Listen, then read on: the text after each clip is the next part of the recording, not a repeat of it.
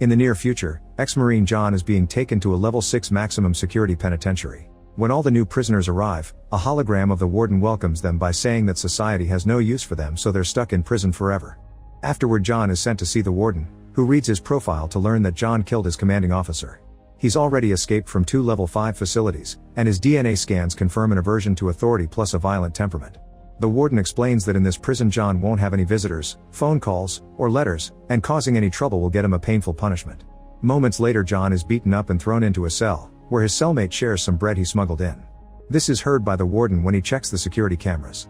In the evening, John sees a screaming man being taken away, and his cellmate explains he's being taken to Absolom, an island for those who misbehave. The man starts rambling nonsense, so John has to shut him up before the guards hear them. The next morning, John wakes up to discover his cellmate is gone. Suddenly he's taken to the judgment room, where all the other prisoners watch while the warden says hoarding food is a major infraction that must be punished with 10 lashes. A metal structure turns around to reveal John's cellmate, who is tased once by the warden. John is told to do the other 9, but he refuses, so the warden threatens to shoot the cellmate. Then John grabs the taser as a distraction and runs to take the warden hostage. However, he's surrounded by guards and has no choice but to let them beat him up. A few hours later, a helicopter brings John to Absolom. The guards throw him on the ground without a word before the chopper leaves. Soon John finds himself covered in rats, so he quickly shakes them off before looking around. He appears to be in the middle of a jungle and various animals can be heard in the distance. John starts to run but stops when he notices people running among the trees. They're a tribe known as the Outsiders, who quickly surround him and knock him down to capture him. Afterward, John is taken to the Outsider settlement, where all the locals come out to try to steal his clothes. They're stopped by the leader Marek and his gun. John spends a couple of hours in a cell before he's sent to see Marek, who gives him a friendly welcome and calls this a vacation. The village is an abandoned island resort in a very bad state, and all these savages are the criminals that prisons have been sending through the years. Since all the activities on the island require physical demands, Marek wants John to prove himself by fighting Ralph above the pool. John gets pushed on a net and given a blade while Ralph shows off by destroying a statue. An unimpressed John just throws the blade and stabs Ralph in the chest, causing him to smash his groin on the platform and fall into the water. Marek is happy by this result and comes closer to congratulate John, who steals his weapons and pushes him into the water too. Then John makes his way through the crowd by threatening them with a gun and tries shooting, but the gun isn't working. He runs back into the jungle instead, so the Outsiders begin chasing him. After hiding on top of a tree until the crowd is gone, John sticks a spear into a trunk and watches a man trip on it. He surprises him from behind and breaks his neck before stealing his weapons too. When he tries to start running again, he accidentally rolls down a hill and injures his leg. While he wraps it up, an outsider comes out of hiding and begins fighting him. It's easy for John to overpower him and kill him with his own spear. The noise gives away his location, and soon another outsider is chasing after John, who accidentally activates a trap. A swinging log comes down and John dodges it just in time, so the log kills the outsider instead. As John starts moving again, Scab shoots an arrow that stabs his leg, but John continues to run. Eventually the outsiders corner him on a cliff and shoot him with blowgun darts, causing him to fall into the water. Luckily John survives the fall and is found by another gang called the Insiders, who take him to their much nicer village. This information immediately reaches the warden back in prison. When John wakes up, he's amazed by the peace and organization of these prisoners. While he explores the village, he tries to enter a mysterious building, but Hawkins and Skull stop him, saying that this building is off limits. Then John is introduced to the leader, who is only known as the Father.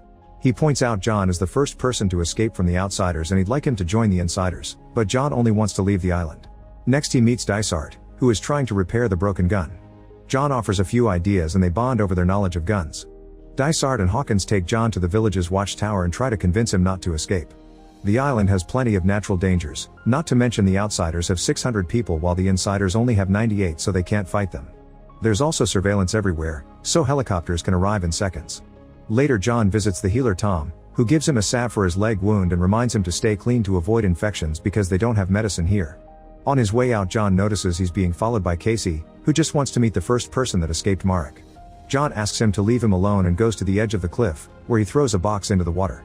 The waves are so strong that they immediately break the box, which means he can't just swim out of there.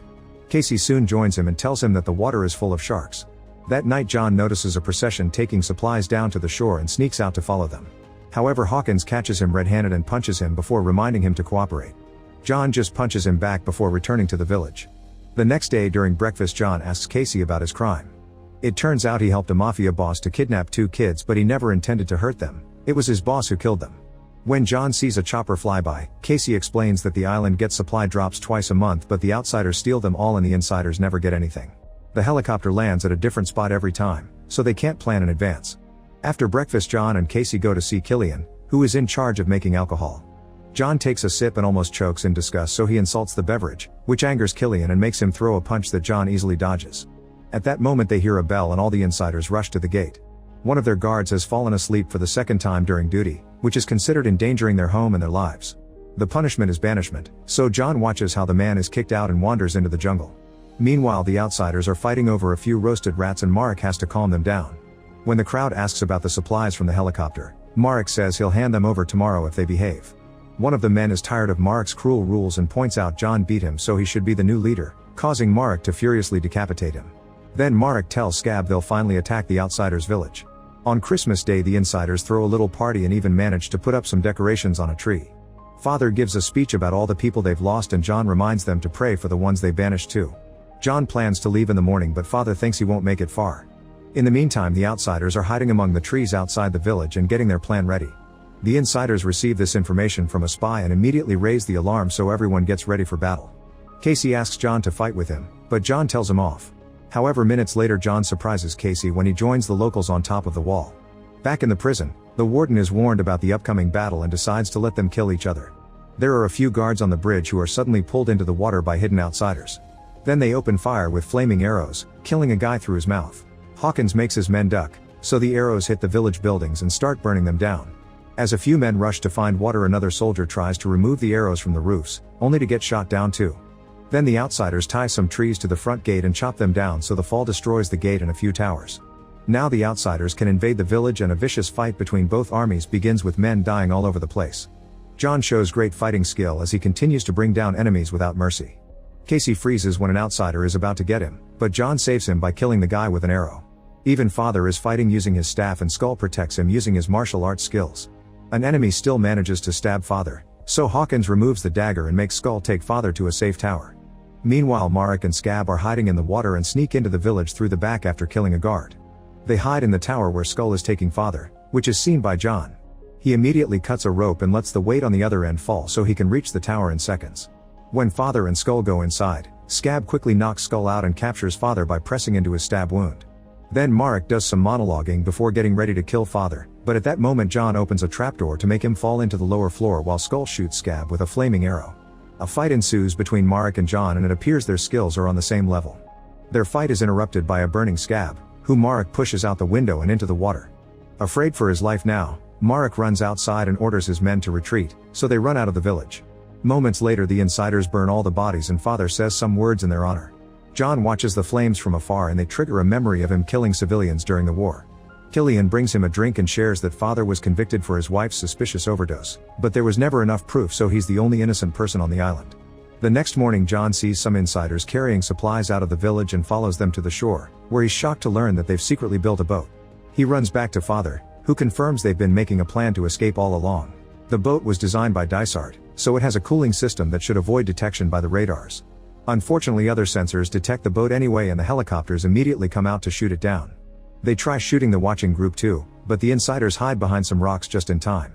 Afterward, Father theorizes the warden has a spy among them. John wants to be on the next boat, but Hawkins and Father point out that there are men who have been waiting for years, so John must wait for his turn too. Sometime later John visits Dysart, who is already building a new boat. John wonders if Dysart will leave on this one, but the man says no. He shares that 30 years ago he made a very powerful bomb for money without even caring for the cause.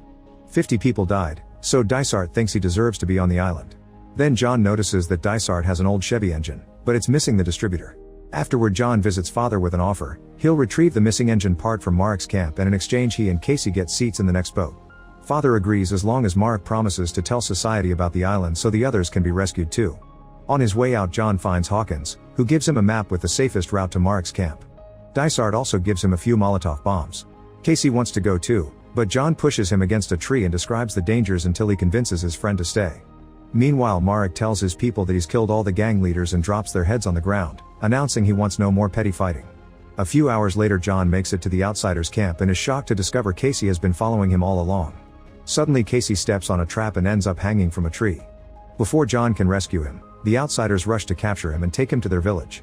The crowd laughs while Marek teases him and orders his men to tie Casey up with glass shards around his neck. John uses this distraction to sneak inside and quickly kill the guard at the stairs. After finding the missing piece, he uses some rope to climb into a tower and shoots 2 more guards. When he looks out the window, he discovers Casey is being tortured, so he throws a Molotov inside a building that causes a huge explosion. While the crowd rushes to search for the intruder, John rushes to free Casey from the torture device. However, Marek saw through his plan and now blocks him. The duo is thrown into the pool and Marek asks them to fight each other to the death, threatening to kill them both if they don't obey. Casey pretends to attack John only to get close enough to ask him to end this because the insiders need John to escape. Since John refuses to kill his friend, Casey jumps to self-delete on the spear. Afterward, Marek gets a guillotine ready to decapitate John, however he's knocked down by the insider spy. The guy tells John to go back to the insider village and tell father that Marek has gotten the gangs together for a second attack. The next day, John returns to the village and gives Dysart the distributor, urging him to work quickly. Then he informs the others about the incoming attack while noticing that father is sick in bed. John doesn't think they have enough weapons or defenses to win the battle, so they should leave the village. Hawkins gets angry because this is their home, but father agrees with John and orders Hawkins to make preparations to leave. The following morning, while the men begin to evacuate, John finds father still in bed. It turns out he has a deadly disease that will kill him in a month without proper treatment. Nobody knows about this, although Hawkins suspects. Father wants John to take his place, but John refuses to stay with the village. His goal is still to escape. So instead, father gives him his journal with all the truth about this place and asks John to find someone that will save the prisoners. Afterward, John checks on Dysart, who has finished the boat. When they test it, the flames cause John to remember his killing again, so he gets upset and walks away. That night, John tells father how his boss made him kill hundreds of civilians during the war and the government covered it up. Nobody listened to John when he tried to share the truth, so he ended up killing his boss in revenge. In the morning, John finds the head of the insider spy on a spike outside. While the warden watches everything on the cameras, the outsiders come out of hiding and invade the village, only to find it empty. They laugh thinking they've won, but John appears on a tower with the fixed gun and opens fire, creating a huge explosion that kills most enemies. Then the insiders come out too, and now their numbers are bigger, so the outsiders run away in fear. When father leaves his room to watch the results at the tower, Marek shows up too and quickly kills Skull. Then he starts fighting John, exchanging a few blows before leaving him hanging on the edge. When Marek is about to kill John, father grabs him from behind and Marek stabs him to kill him. Then John climbs back and punches Marek until he falls off the tower to his death on a spike. Afterward, John notices some fire on the shore. He and Hawkins run to check on Dysart only to find him dead and the boat on fire. Dysart has a necklace in his hand that the duo immediately recognizes as Tom's, which marks him as the warden's spy. They rush to the healer's hut and discover Tom had a transmitter all along. Apparently the warden promised him freedom in exchange for his spying service. Tom knows there's a helicopter coming to pick him up, so John forces him to change the landing coordinates. Sometime later, Tom is in the middle of a field as bait. When the helicopter lands, the insiders come out of hiding to kill all the soldiers. John rushes into the chopper to stop the warden from escaping. After giving him a scare, he kicks the warden out and abandons him with Tom. John takes over the pilot seat and flies off with Killian and a few other inmates. In the jungle, Tom and the warden are surrounded by the outsiders. Make sure to subscribe and turn on notifications so you can watch more videos like this. Thanks for watching.